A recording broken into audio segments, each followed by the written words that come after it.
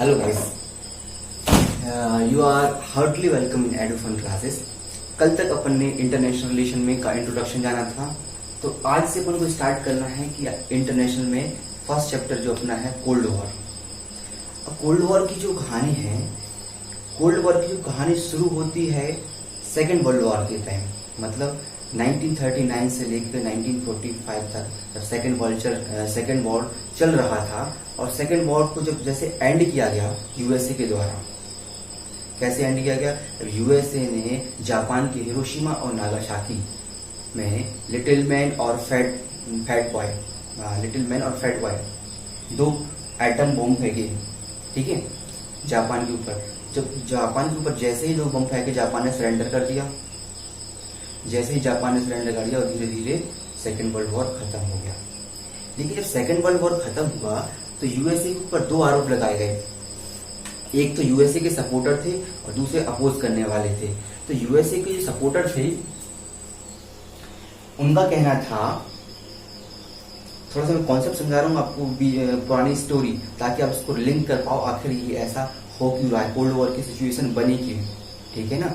तब जब यूएसए ने जापान के ऊपर एटॉमिक वेपन्स का यूज किया, तब यूएसए के सपोर्टर्स और इसके विरोध करने वाले अपोजिशन, उन्होंने दो एक तर्क दिए। जो अपोजिशन करने वाले थे उन लोगों का कहना था, क्योंकि अभी जो वॉर था लगभग समाप्त होने वाला था, बिल्कुल पास ही था एंड होने के, लेकिन इसकी कोई आवश्यकता ही नहीं थी कि आप एटम बम का यूज करते, न्यूक्लियर बॉम्ब्स का यूज करते।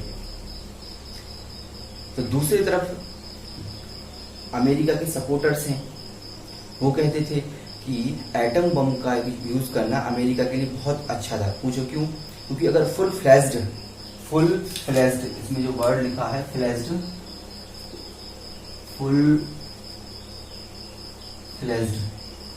फुल फ्लेज्ड अगर वार होता, फुल फ्लेज्ड का मतलब क्या होता है? आमने सामने बिल्कुल पूरी शक्ति के साथ आप लड़ रहे हैं। तो अमेरिका का कहना था अगर फुल फ्लेज्ड वार होता तो इससे हमारी सोसाइटी को भी लॉस होता, ठीक है। सिंपल सी बात है, अगर वॉर होता है तो आप जीतते भी हैं, जीतने वाली कंट्री को भी लॉस होता है।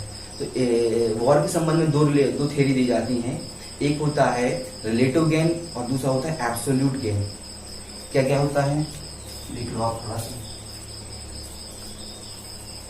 देख लो।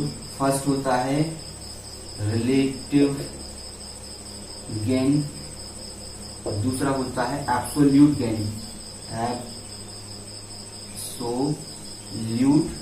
गेन, ये वार के संबंध में दो थ्योरी है।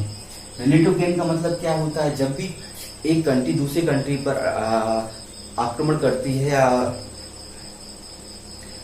करती है तो उस टाइम अगर दो कंट्री आपस में फाइट कर रहे हैं, ठीक है, तो एक कंट्री अगर जीत भी गई तब भी उसे कुछ ना कुछ लॉस होता ही है। इसे कहते हैं रिलेटिव गेन। और उसको जो लॉस होता है, उसे हो सकता है कि मान लो कि 50% लॉस हुआ तो उसको 60% फायदा हो गया, लेकिन 50% लॉस भी तो हुआ। ये कहता है रिलेटिव गेन। अब दूसरा होता है absolute gain. Absolute gain actually ideal condition है वॉर में। ऐसी आइडियल कंडीशन है, मतलब में अगर मान लो इंडिया और पाकिस्तान का वॉर हो रहा है, ठीक है, तो अपन ने, इंडिया ने पाकिस्तान को हरा दिया युद्ध में, मान लो, ठीक, लेकिन इस तरह से हराया कि इंडिया का एक भी सैनिक ना मारा गया हो और इंडिया के इंफ्रास्ट्रक्चर में कुछ भी डिस्ट्रक्शन ना हुआ हो। क्या ऐसा पॉसिबल है? इस मॉडर्न वर्ल्ड में ऐसा बिल्कुल भी पॉसिबल है। ये आइडियल कंडीशन है, इसको कहते हैं एब्सोल्यूट गेन।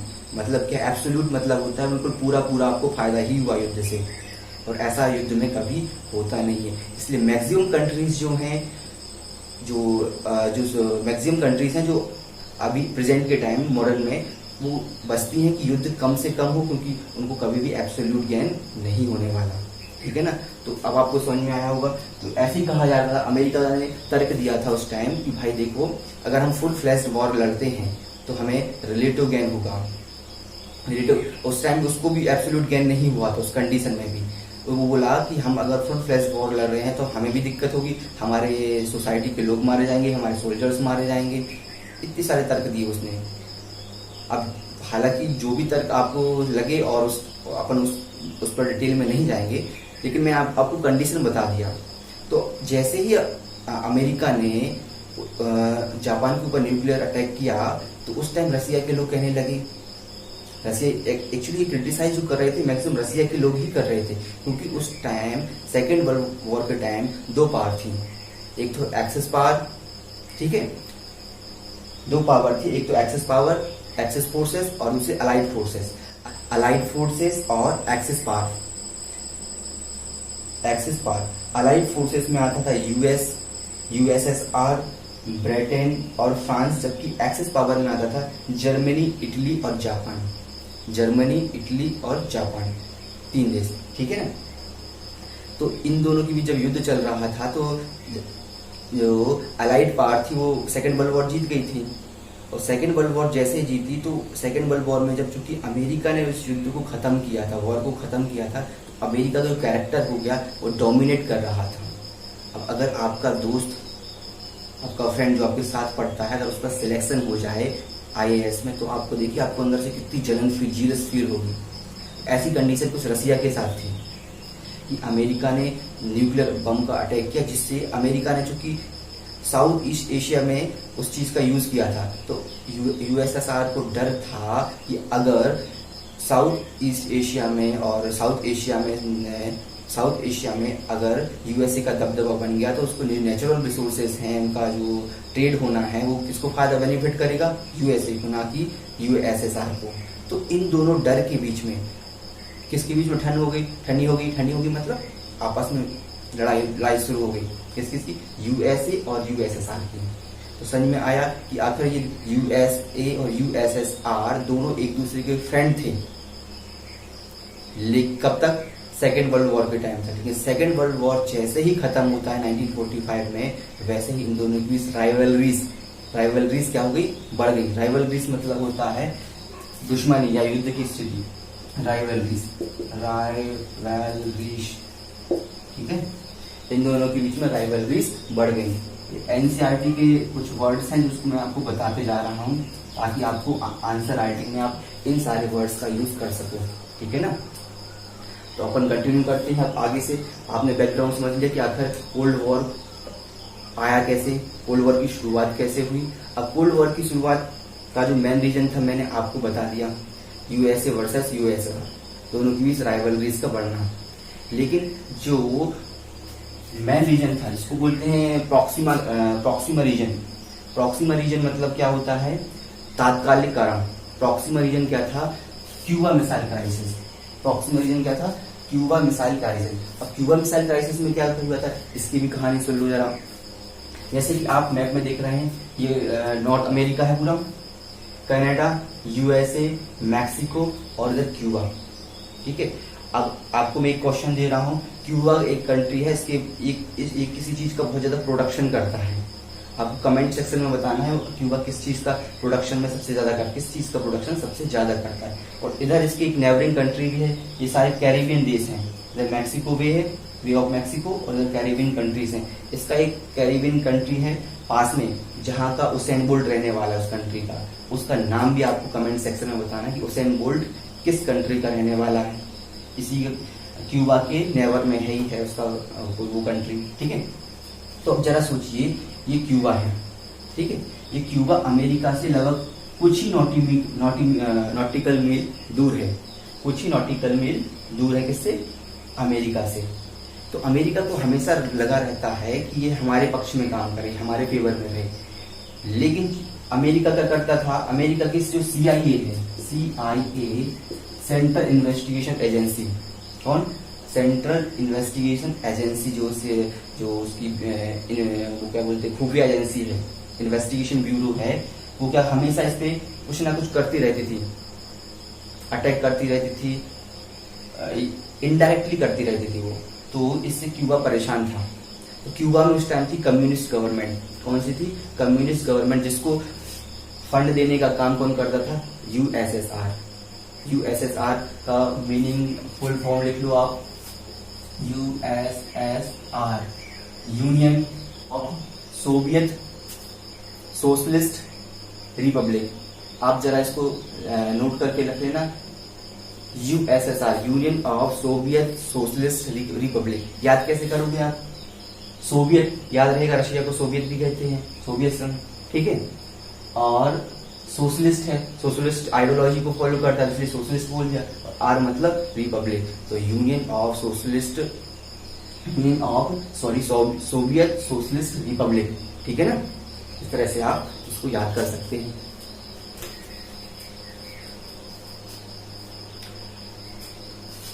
हाँ, अपनी स्टोरी चल रही थी क्यूबा के ऊपर। क्यूबा क्या था, क्यूबा फंड कौन देता था इसको, यूएसएसआर। मतलब जब यूएसएसआर इसको फंड दे रहा है तो सिंपल सी बात है कि उसकी चलती भी होगी यहाँ पे, ठीक है। जैसे कि अगर चाइना किसी श्रीलंका को या नेपाल, करंट में नेपाल को फंड प्रोवाइड कर रहा है, वहाँ पर बिजनेस डिप्लॉय कर रहा है बहुत सारे अमाउंट में, तो सिंपल सी बात है उसकी पॉलिसीज में उसका इफेक्ट क्या हो जाएगा, बढ़ता जाएगा। इसलिए इंडिया डरा हुआ है। ऐसी कंडीशन क्या थी, यूएसए के साथ थी। जो कंडीशन अभी इंडिया के साथ नेपाल के साथ है कि चाइना जो है नेपाल को ज्यादा सपोर्ट कर रहा है और उसको भारत की अपोज में खड़ा करने की कोशिश कर रहा है, ऐसी कंडीशन यूएसए के साथ थी। और चूंकि उसका नेबरिंग कंट्री है, पास वाला कंट्री है, अगर यहाँ से कोई भी मिसाइल दागे तो यूएसए पे आराम से जा सकती है, ठीक है। जो स्मॉल रेंज की बैलिस्टिक मिसाइल है उसको आसानी से क्यूबा के ऊपर डिप्लॉय किया जा सकता है और यूएसए की जो सिक्योरिटी है उसको थ्रेट किया जा सकता है, ठीक है ना। तो यूएसए को यही डर था जो आज इंडिया को डर है, लेकिन उस टाइम यूएसए काफी स्ट्रांग था। तो यूएसए स्ट्रांग था, तो यूएसए को हमेशा डर रहता था कि यहाँ पे क्यूबा में कम्युनिस्ट गवर्नमेंट कैसे है, जबकि यहाँ पे क्या थी, डेमोक्रेटिक गवर्नमेंट थी, ठीक है ना। यहाँ पे डेमोक्रेटिक गवर्नमेंट थी और यहाँ पे कम्युनिस्ट गवर्नमेंट थी। तो यूएसए को हमेशा डर रहता था, तो यूएसए हमेशा उसमें इन्वेजन करता रहता था। तो अगर यूएसए की जो सीआईए है, सेंट्रल इन्वेस्टिगेशन एजेंसी, जो इन्वेस्टिगेशन ब्यूरो है, ये हमेशा इनडायरेक्टली क्यूबा में इन्वेजन करता रहता था, जिसके कारण क्यूबा को हमेशा, हालांकि कभी इतना इन्वेजन नहीं कर पाया जिससे क्यूबा की गवर्नमेंट को बहुत लॉस हुआ हो, लेकिन फिर भी क्यूबा में बार बार उसका इन्वेजन क्यूबा को पसंद नहीं था। उस समय क्यूबा के जो नेता थे वो थे फिडेल कार्टो। कौन थे, फिडेल कार्टो। कौन थे, फिडेल कार्टो। फिडेल कार्टो। और यूएस के जो प्रेसिडेंट थे वो थे जॉन एफ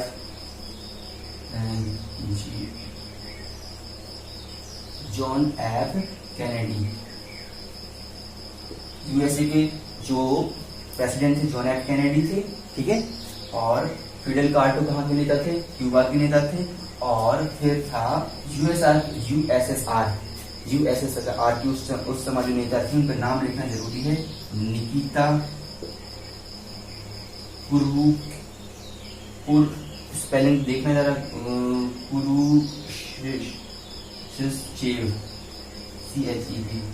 CUR है,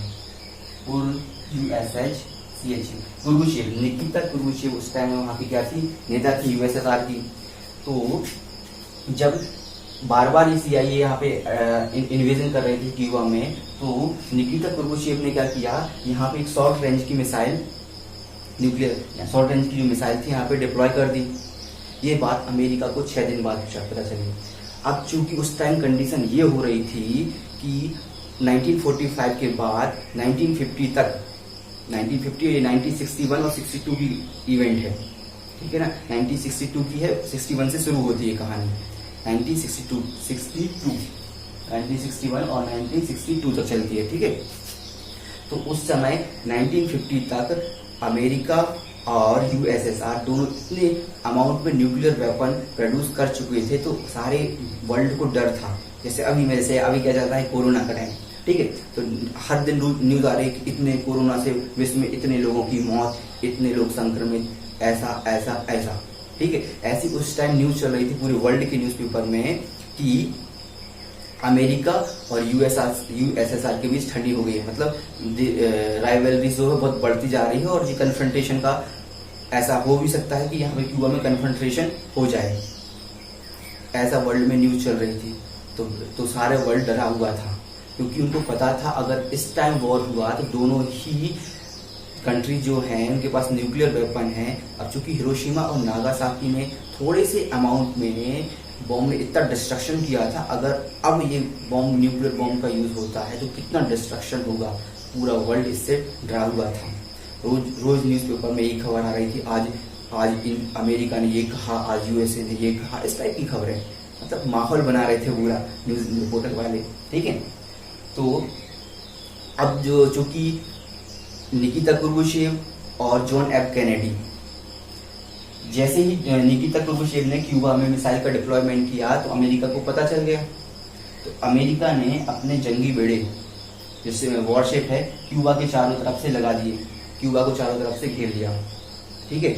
लेकिन अमेरिका नहीं चाहता था वॉर करना। अमेरिका और निकिता कुरुशेव ये दोनों थोड़े से समझदार व्यक्ति थे, क्योंकि उनको पता था कि वॉर में कभी भी क्या नहीं होता है, एब्सोल्यूट गेन नहीं होता है, हमेशा क्या होता है, रिलेटिव गेन होता है। क्योंकि अब रिलेटिव गेन होगा, एब्सोल्यूट गेन नहीं होगा, तो क्या मतलब वॉर करने का, ठीक है ना। डिस्ट्रक्शन तो अमेरिका में भी होगा, ठीक है, और डिस्ट्रक्शन यूएसएसआर में भी होगा, ठीक है। दोनों कंट्री को डिस्ट्रक्शन का सामना करना पड़ेगा। इससे बचने के लिए दोनों कंट्री नहीं चाहते थे क्या नहीं हो, वॉर नहीं हो। तो अमेरिका और यूएसएस के बीच में एक संधि हुई, जिसमें कहा गया कि यूएसए, हाँ एक चीज और बता दूं मैं, यूएसए ने यूएसएसआर को घेरने के लिए टर्की में भी अपने जो मिलिट्री बेसिस थे वहां बनाना शुरू कर दिया। टर्की में जो यूएस है, जो ये देख लीजिए आप जरा, इसमें देख लीजिए,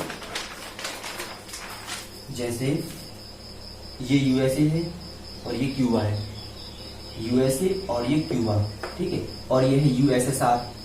अब यूएसएसआर के पास क्या है, ये टर्की है। अब टर्की में उसने क्या बनाना शुरू कर दिया, यूएसए ने अपने आर्मी बेस बनाने शुरू कर दिए, क्योंकि यूएसएसआर ने क्यूबा में बनाए थे, तो यूएसए ने टर्की में बनाने शुरू कर दिए।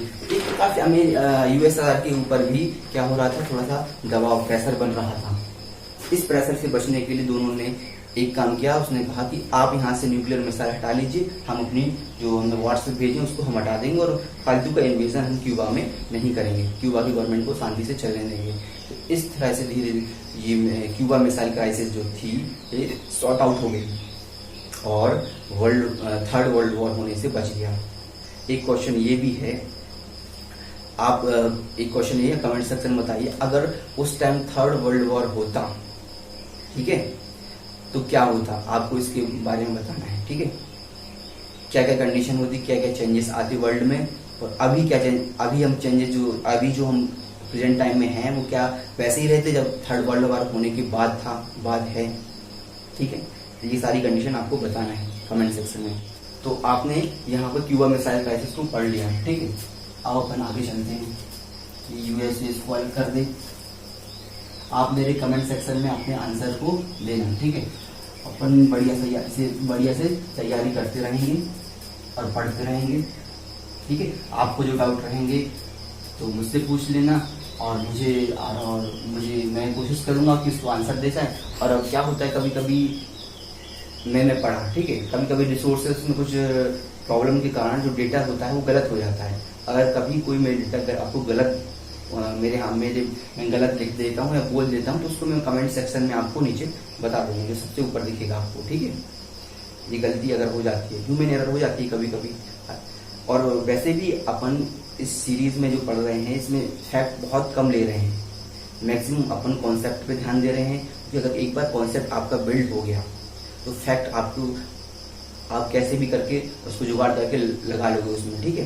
तो मेन चीज क्या है, कॉन्सेप्ट बिल्डिंग, और यही चीज आपको यूपीएससी के मेंस में अच्छे आंसर देगा, अच्छा मेंस के आंसर राइटिंग में अच्छे नंबर दिलाएंगे। क्योंकि अगर आपको कॉन्सेप्ट क्लियर है ना, तो क्योंकि यूपीएससी कभी ऐसे सीधे क्वेश्चन ही पूछती कि क्यूबा मिसाइल क्राइसिस क्या था, ठीक है। वो आपसे पूछी कोल्ड वर्ल्ड वॉर की शुरुआत का जो मेन रीजन था, कोल्ड वॉर जब शुरू हो रहा था तो उसमें कौन कौन सी इवेंट थी जो मेन थी, तो इसमें से क्यूबा मिसाइल क्राइसिस एक बहुत इंपॉर्टेंट है, ठीक है। और कोल्ड वॉर के रीजन क्या क्या थे, तो आप अपन को ये भी पढ़ेंगे अपन, ठीक है। तो आप इन चीजों के आंसर बहुत अच्छी तरीके से दे पाएंगे। तो मैं चाहता हूँ कि आप अपने कॉन्सेप्ट बिल्ड करें और आप जैसे हमारे मणिकांत सर बोलते हैं कि आप एक सोचने वाले प्राणी बने, ताकि आपका थिंकिंग लेवल हाई हो, जिससे आप किसी भी टाइप के क्वेश्चन को डील करना सीख जाएं, ठीक है। अब इस चैप्टर में बेसिकली मुझे अपन को पढ़ना है कोल्ड वॉर 1961 से नहीं 1945 ही समझ लो, 1945 के बाद ही चला था और 1990 1991 तक चला था कोल्ड वॉर, जब तक कि यूएसएसआर का क्या नहीं हो गया, डिसोल्यूशन नहीं हो गया। ठीक, तो दोस्त अभी तक आपने पढ़ा क्यूबा मिसाइल क्राइसिस। ठीक है, अब जो चूंकि ये मैं चैप्टर जो अपन कोल्ड वॉर पढ़ रहे हैं इसको मैंने 4 टॉपिक्स में डिवाइड किया है। फर्स्ट टॉपिक क्या था, क्यूबा मिसाइल क्राइसिस और रीजन। सेकंड टॉपिक है फेजेस और इवेंट्स, कौन कौन सी प्रमुख इवेंट्स हुई हैं इस टाइम के दौरान 1945 से 1991 तक, तो उसको पढ़ेंगे। और थर्ड आता है कंसिक्वेंसेस। कंसिक्वेंसेस का मतलब क्या है, ये वॉर के बाद क्या परिणाम निकला। ठीक है, और 4 नंबर है इंडिया एंड नाम, नॉन अलाइन मूवमेंट जो चला था, इसमें इंडिया और नाम, इन दोनों को अपन बहुत डिटेल में पढ़ेंगे। इनको अपन नेक्स्ट क्लास में पढ़ेंगे, नंबर 4 वाले टॉपिक को। अभी अपन 3 टॉपिक हैं उनको ही कवर करेंगे इस लेक्चर में। ठीक है ना, तो अभी जैसे आपने देखा क्यूबा मिसाइल क्राइसिस, तो क्यूबा मिसाइल क्राइसिस जो कोल्ड वॉर का ये प्रॉक्सिमा रीजन था। ठीक है, लेकिन एक्चुअली जो था मेन रीजन, जो आप अपनी मेंस की आंसर राइटिंग में लिखोगे वो आपको ये लिखना है कि कोल्ड वॉर का जो रीजन था उसके बैकग्राउंड में हमें और भी चीजें चल रही थी, जिसका प्रमुख रीजन था, सबसे मेन रीजन था बैलेंस ऑफ पावर। क्या था, बैलेंस ऑफ पावर। तो देखो हमेशा जितने भी वॉर हुए हैं हमेशा बैलेंस ऑफ पावर के लिए ही हुए हैं। जैसे कि अगर इंडिया है और उसका पड़ोसी देश पाकिस्तान है, अगर इंडिया जैसे जैसे ग्रो करेगा तो ये पाकिस्तान को नेचुरली डर लगेगा कि इंडिया हम पे अटैक करेगा, जबकि हम ऐसा कुछ भी नहीं करने वाले। लेकिन ये नेचुरल अपनी एंड नेचुरल है, नेचुरलिटी वो नेचर है अपना ऐसा कि अगर इंडिया ग्रो कर रहा है तो पाकिस्तान वालों को डर लगेगा। ऐसे ही अगर पाकिस्तान की ग्रोथ हो रही है तो इंडिया वाले को डर लगेगा, कुछ ऐसे ही। और इसी जो इम्बैलेंस ऑफ पावर है, अभी इंडिया का कर रहा है, अपनी जो आर्मीज की जो पावर है उसको लगातार इंक्रीज कर रहा है, तो चाइना जो पाकिस्तान वाला भी उस होड़ में लग गया, वो भी अपनी मिलिट्रीज को स्ट्रॉन्ग करने में लग गया। ठीक है ना, तो ये मेरा मतलब क्या है, ये हमेशा जितने भी वॉर होते हैं बैलेंस ऑफ पावर करने के लिए। ठीक है ना, कि तुम्हारी पावर ज्यादा हो जाएगी अपने बाजू अपने पड़ोसी देश की, तो अपन को क्या करना है, उसको थोड़ा सा लिमिट में रखना है। ठीक है ना, तो ऐसे यूएसए और यूएसएसआर के बीच में कहानी चल रही थी। तो जो कोल्ड वॉर का आप टाइम देख रहे हो, जैसे ही सेकेंड वर्ल्ड वॉर के बाद अमेरिका का थोड़ा सा कैरेक्टर डोमिनेटिंग होना शुरू हुआ, तो यूएसएसआर को डर था कि उसका मार्केट न चला जाए। जो साउथ ईस्ट एशियन कंट्रीज हैं, साउथ एशियन कंट्री हैं, वहाँ पे जो है फिर एशियन कंट्री है, वहाँ पे यूएसए का दबदबा न बन जाए। तो इन दोनों के डर के कारण ही ये कोल्ड वॉर शुरू हुआ था। ठीक है ना, तो एक्चुअली क्या करना चाहता था, यूएसएसआर यूएसए की पावर को चेक करना चाहता था, चेक करना, उसको रोकना चाहता था। ठीक है ना, चेक करना चाहता था। तो इसी कारण ही ये सेकेंड कोल्ड वॉर की सिचुएशन बन रही थी। लेकिन ये बात अलग है कि कोल्ड वॉर कभी हॉट वॉर में कन्वर्ट नहीं हुआ। हॉट मतलब वो वाला हॉट नहीं जो आप सोच रहे हैं, कोल्ड मतलब हॉट वॉर मतलब वेपन्स वाला बड़े स्तर पर वॉर कभी कन्वर्ट नहीं हो पाया। इसको बोलते फुल फ्लेज्ड वॉर, कन्वर्ट नहीं हो पाया। अच्छा था, ठीक है। तो आपने क्यूबा मिसाइल कोल्ड वॉर का फर्स्ट रीजन जो था प्रॉक्सिमा रीजन। प्रॉक्सिमा रीजन मतलब होता है तात्कालिक कारण। क्या होता है? तात्कालिक। प्रॉक्सिमा रीजन क्यूबा मिसाइल का है, लेकिन उसके अंदर जो अंडरस्टूड चीज थी जिसे आप समझ रहे हो, डिप्लोमेट समझते हैं इसे, ठीक है, तो वो क्या थी? Balance of power. एक दूसरे के पावर को बैलेंस करना चाहते थे यूएसए और यूएसएसआर, ठीक है ना, ताकि कोई डोमिनेटिंग कैरेक्टर ना हो। और दूसरा था आइडियोलॉजिकल कॉन्फ्लिक्ट। एक क्वेश्चन यूपीएससी में आपसे ये भी पूछा जाता है कि क्या कोल्ड वॉर एक आइडियोलॉजी कॉन्फ्लिक्ट का ही परिणाम था? तो आपको लिखना है answer yes, cold war is the consequence of ideological conflict. कैसे? इसको जरा देखो। आइडियोलॉजिकल, एक था यूएसए और यूएसएसआर, ठीक है। तो यूएसए में क्या थी? Liberal democracy. क्या थी? लिबरल डेमोक्रेसी, ठीक है, लिबरल डेमोक्रेसी थी। इस लिबरल डेमोक्रेसी में क्या था? कैपिटलिज्म।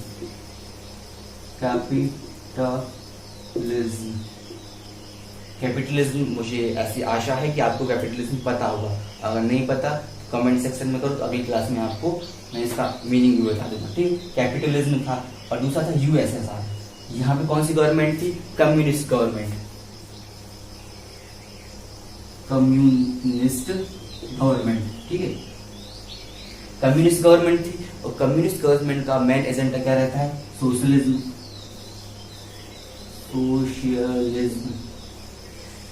सोशलिज्म में क्या होता है? मैक्सिमम जो इंफ्रास्ट्रक्चर रहता है, मैक्सिमम जो पावर रहती है वो किसके पास रहती है? गवर्नमेंट के पास होती है। गवर्नमेंट का हर सेक्टर के ऊपर पूरा दबदबा रहता है, ठीक है, जबकि कैपिटलिज्म में ऐसा नहीं रहता। हल्का से मैंने बता दिया, अगर आपको सोशलिज्म और कैपिटलिज्म नहीं पता तो एक बार कमेंट सेक्शन में बता दें, मैं इसको काफी डिटेल में बताऊंगा क्योंकि ये अपने आप में एक बड़े टॉपिक है, ठीक है। अभी सोशलिज्म का मतलब इतना समझिए कि ये समाज के हर वर्ग को, ठीक है, एक जैसा लेवल देगा, उनको फ्री एजुकेशन देगा, हर चीज करेगा, ठीक है ना। लेकिन एक्चुअली ये सोशलिज्म ये मुंगेरी लाल के सपने जैसे है। भारत में भी 90 इंदिरा गांधी ने दिखाया था ये सपना कि गरीबी दूर करो, ठीक है ना। ये मुंगेरी लाल के सपने जो कभी भी सही नहीं हो पाए, सोशलिज्म, ठीक है। लेकिन सोशलिज्म एक्चुअली आइडियोलॉजी अच्छी है, लेकिन इसको इम्प्लीमेंट करने वाले भी अच्छे होने चाहिए, जो आज तक ऐसा कभी हुआ नहीं, ठीक है।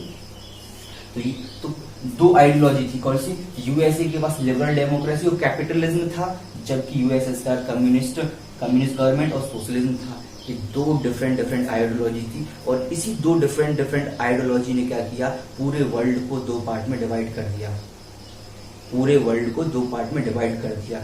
एक था जो यूएसए के सपोर्ट में था, और दूसरा था जो यूएसएसआर के सपोर्ट में था। इसको कहते हैं बाइपोलर वर्ल्ड। उस टाइम 1945 से लेकर 1991 तक ये वर्ल्ड जो था बाइपोलर हो गया। बाइपोलर मतलब दो पार्ट में डिवाइड हो गया। एक जो थे जो यूएसए को सपोर्ट करते थे, दूसरे जो थे यूएसएसआर को सपोर्ट करते थे।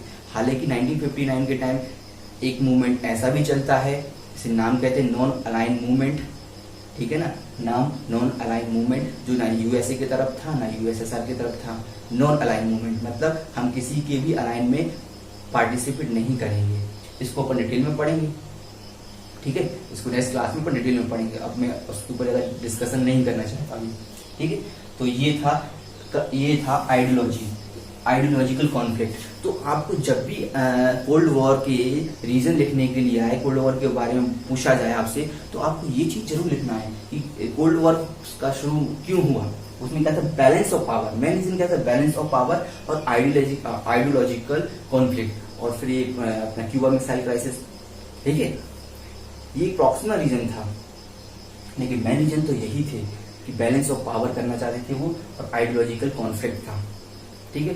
तो अब अपन ने ये पढ़ लिया क्यूबा मिसाइल क्राइसिस। अब पढ़ते हैं फेजेस, उसके फेजेस और जो आईएमपी इवेंट्स थी इस टाइम, इस ड्यूरेशन में कौन कौन सी प्रमुख इवेंट्स हुई। इसमें फर्स्ट क्या हुआ? Bipolar world.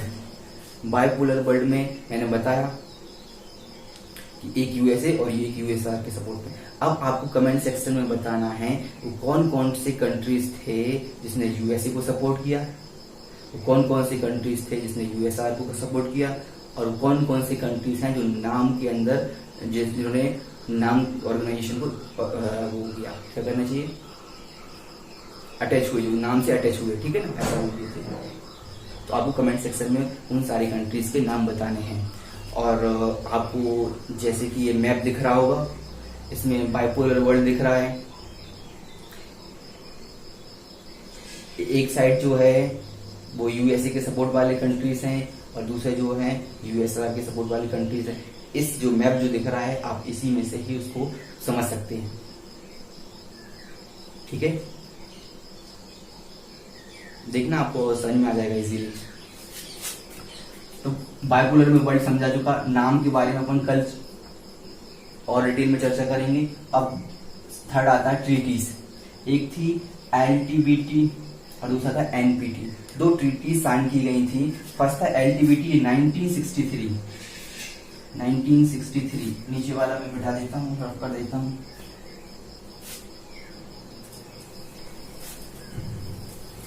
आप इसको देखो, मैं सिनॉप्सिस बना के पढ़ा रहा हूँ। सिनॉप्सिस बनाने में ये जब आप मेंस की आंसर राइटिंग करेंगे तो इस टाइप के अगर सिनॉप्सिस बना के आप आंसर लिखते हैं तो आपके लिए अच्छे मार्क्स मिलते हैं, ठीक है ना। इसलिए मैं सिनॉप्सिस बना रहा हूँ। ये आपके खुद के नोट्स हो रहे हैं, जो मैं मेहनत कर रहा हूँ, ये नोट्स हैं। आप इसको ऐसे ही लिखते जाएंगे तो आपके नोट्स बनते जाएंगे, ठीक है ना।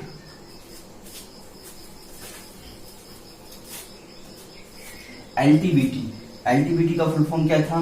Limited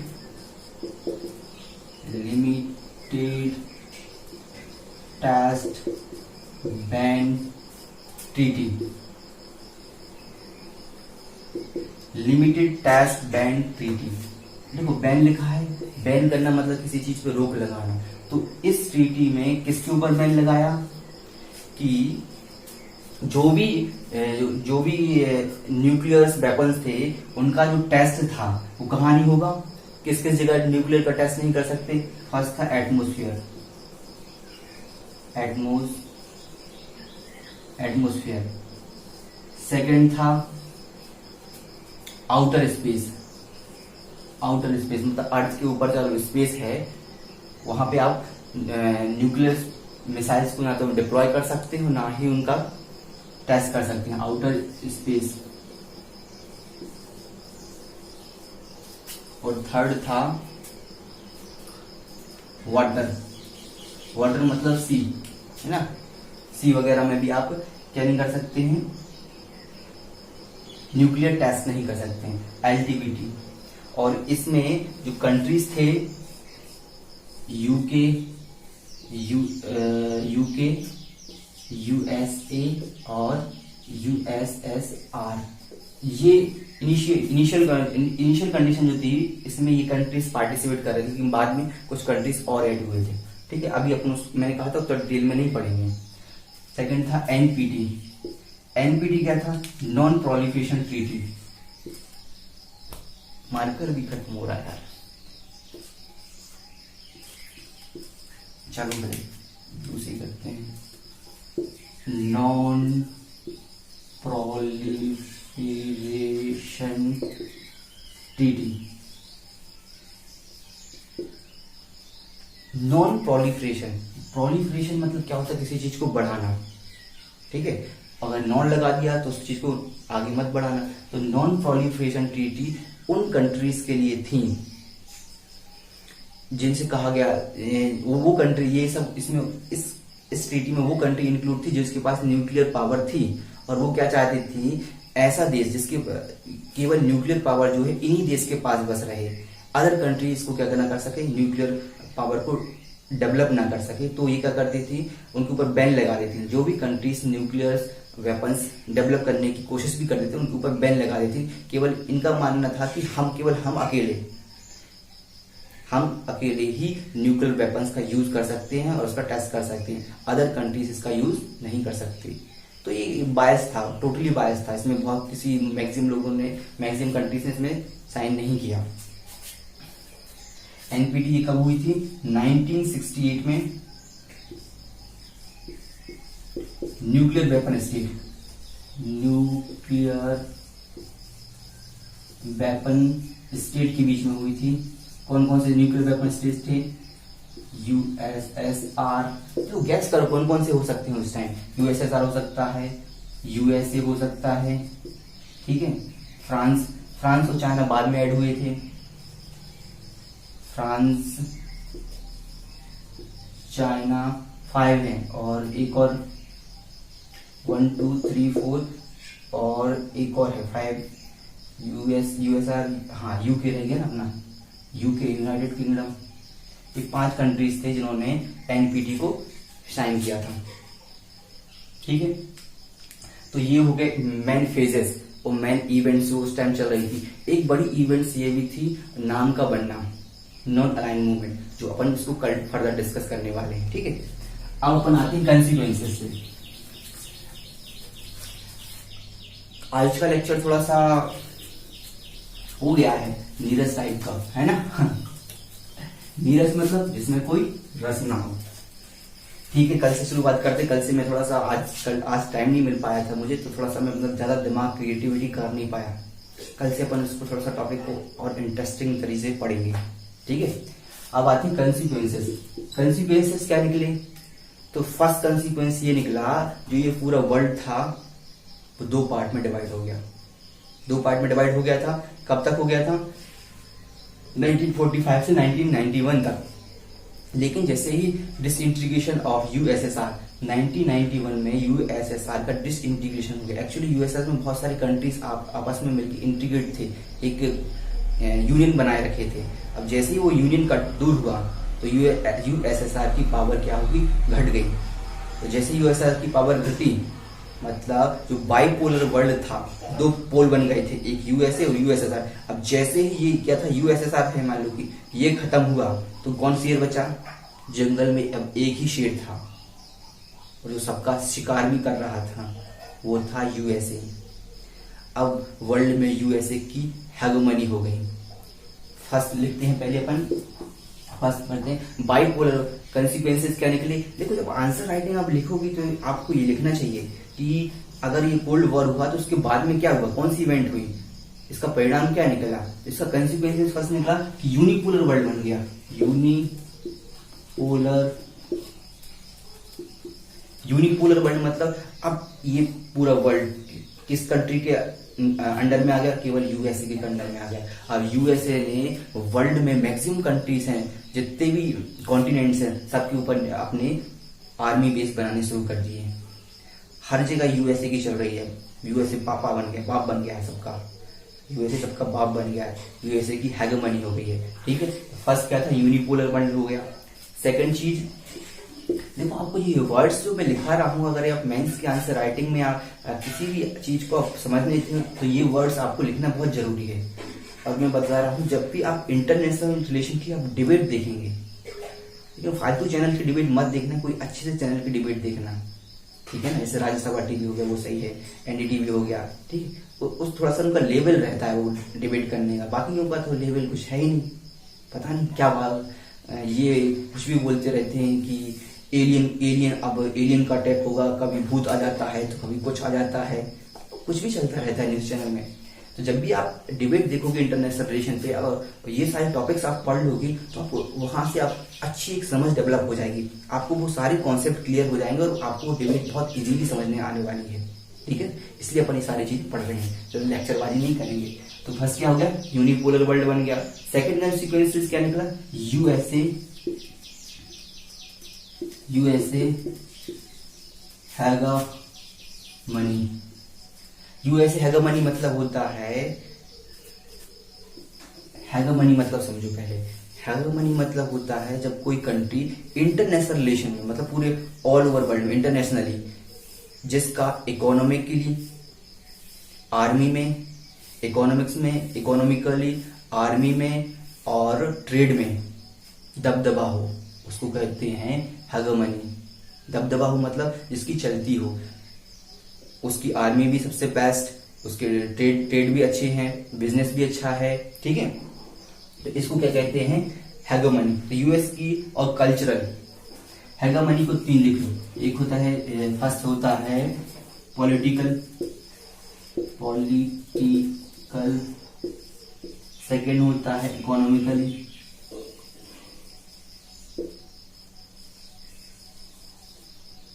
economic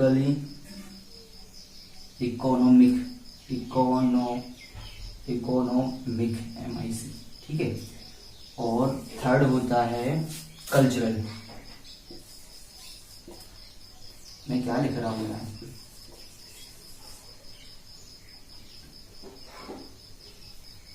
cultural. और एक चीज जो मैंने ऐड की है, जो मुझे लगता है उसको लिखना चाहिए, एनसीईआरटी में नहीं लिख रखा है, वो है आर्मी। ठीक है, तो हेगमनी मतलब होता है कि कोई कंट्री पूरी इंटरनेशनली जब पॉलिटिकली, इकोनॉमिकली और कल्चरल और आर्मी इन चीजों में डोमिनेट हो जाती है पूरे वर्ल्ड में, तो उसको बोलते हैं हेगमनी। अब जैसे ही 1991 में यूएसएसआर का वो यूएसआर का टूटना शुरू हुआ, तब उसके बाद से ही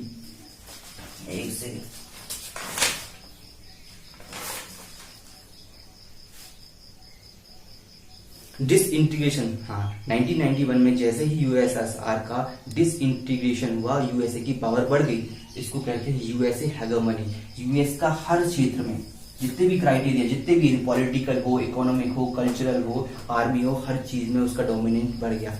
अब कल्चरल डोमिनेंट कैसे बढ़ा? कल्चरल डोमिनेंट मतलब होता है यूएसए का जो कल्चर है सारे वर्ल्ड में बढ़ा। उस टाइम क्या था, ब्लू जीन्स यूएसए में बहुत प्रोडक्शन होता था, तो सारे वर्ल्ड में लोग ब्लू जीन्स पहनने, ब्लू जीन्स का फैशन चल गया। अभी भी ऐसा होता है, बॉलीवुड हॉलीवुड की कॉपी करने की कोशिश करता है, बहुत सारी मूवीज रहती हैं, वीएफएक्स के मामले में हॉलीवुड नंबर 1 है, ठीक है। हॉलीवुड की मूवीज हैं, हर चीज जो उनका कल्चर है सारी कंट्रीज को फॉलो करने की कोशिश करते हैं, और ऐसा हुआ उस टाइम 1991 के बाद जो ब्लू जीन्स था वो पूरे वर्ल्ड में ऐसा फैला तो कल्चरल डोमिनेंस हो गया, ठीक है। हालांकि अपन कल्चरल डोमिनेंस इसके बारे में नेक्स्ट चैप्टर में पढ़ेंगे, और यूएस हेगेमनी के बारे में भी नेक्स्ट चैप्टर में बहुत डिटेल में पढ़ने वाले। बहुत इंटरेस्टिंग टॉपिक है यूएसए हेगेमनी और कल्चरल हेगेमनी, ये भी एक इंटरेस्टिंग टॉपिक है। एक मैं क्वेश्चन आपको एक आइडिया दे रहा हूं, क्या भारतीय योग, इंडियन योग जो पद्धति है, भारतीय योग पद्धति जो है ये पूरे वर्ल्ड में फैली? बाबा रामदेव योग पद्धति, ठीक है, बाबा रामदेव अपने ब्रांड एम्बेसडर, ठीक है, ये पूरे वर्ल्ड में फैली। तो क्या भारत की जो कल्चरल हेगेमनी है इसको भारत की कल्चरल हेगेमनी नहीं कहा जाएगा? जरा इस पर सोचना, ठीक है। और फिर इस चीज को आज हम हेगेमनी चैप्टर पढ़ेंगे, नेक्स्ट आने वाला जो है यूएसए हेगेमनी, उस चैप्टर में आपको डील करेंगे, आपको बहुत अच्छे से आंसर आएंगे, ठीक है। तो कल सीक्वेंसेस आ गए, तो आज का टॉपिक यही था 3। कल हम टॉपिक पढ़ेंगे इंडिया एंड नाम नॉन अलाइन मूवमेंट के बारे में पूरा पढ़ेंगे कि कैसे बना, क्या हुआ और इंडिया की उसमें क्या इंपॉर्टेंस है। और 1971 में इंडिया ने यूएसएसआर से हाथ मिलाया था। मतलब नॉन अलाइन मूवमेंट का मकसद क्या था कि किसी भी दो पोलर जो बाइपोलर वर्ल्ड बने इनसे किसी से भी हाथ नहीं मिलाना है, लेकिन भारत ने यूएसएसआर से हाथ मिलाया। तो क्या रीजन थे उसके पीछे? क्या भारत नाम से अलग होना चाहता था? क्या कंडीशन थी? और अभी इसको प्रेजेंट से कनेक्ट कैसे करेंगे कि भारत में प्रेजेंट टाइम में जो नाम है उससे भारत दूर क्यों जा रहा है? जैसे कि आपने देखा जो अभी लास्ट मीटिंग हुई थी नाम की, उसमें हमारे वाइस प्रेसिडेंट गए थे, मतलब प्राइम मिनिस्टर उसमें इंटरेस्ट नहीं ले रहे हैं, इंडियन इंटरेस्ट उसमें धीरे धीरे नाम में घटता जा रहा है। ऐसा क्यों हो रहा है? उसके कुछ रीजन है और इंडिया के कुछ फायदे भी हैं, और हो सकता है थोड़ा बहुत नुकसान भी हो। इन सब चीजों को अपन नेक्स्ट क्लास में डील करेंगे। तो आशा है कि आपको आज का लेक्चर थोड़ा सा अच्छा लगा होगा। तो अगर अच्छा लगा है तो लाइक शेयर और सब्सक्राइब तो बनता है, मेरी मेहनत है। सुबह 4 बजे से पढ़ा रहा हूँ, ठीक है। 10 बजे वाला उठने वाला बंदा सुबह 4 बजे से आपको पढ़ा रहा है, तो कुछ तो बनता है, ठीक है। ओके, बाय बाय, मिलते हैं। एडू फन बाबा आपका हार्दिक इस्तकबाल करता है कि आपने इतने अच्छे से देखा। Bye bye.